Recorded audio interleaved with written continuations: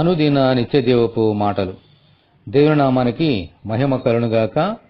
దేవుని యొక్క వాక్యాన్ని చదువుకుందాము. ఎవడునూ కీడునకు ప్రతికీడు ఎవనికైనను చేయకుండా చూచుకొనుడి.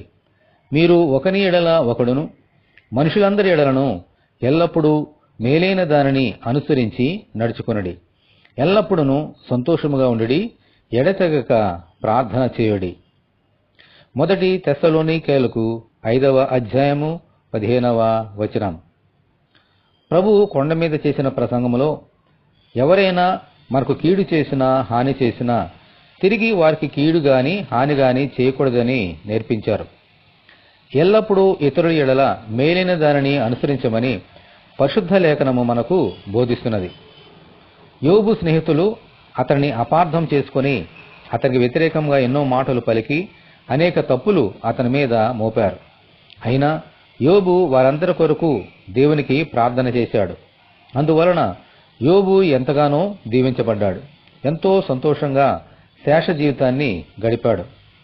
మనము ఎల్లప్పుడూ సంతోషంగా ఉండాలి అంటే అందరి కొరకు, అనగా మనలను ప్రేమించే వారి కొరకు మాత్రమే కాక మనలను ద్వేషించే వారి కొరకు కూడా మనము ప్రార్థన చేయాలి.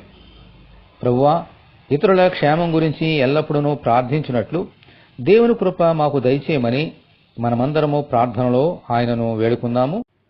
దేవా, మీకు వందనాలు.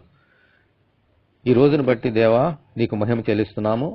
నీ వాక్యం విన్న బిడ్డలందరినీ ప్రభువా దీవించమని వేడుకొంచున్నాం. మేము మాట, క్రియ, తలంపు ఏమి చేసినా మీ మహిమ కొరకే చేయనట్లుగా కృప చూపించండి. నీ కుమారుడైన యేసుక్రీస్తు ద్వారా ప్రార్థన చేయనట్లుగా మాకు నేర్పించండి.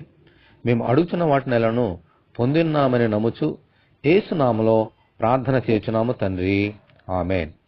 ప్రభు కృప మనకందరికీ తోడేయునుగాక, ఆమెన్.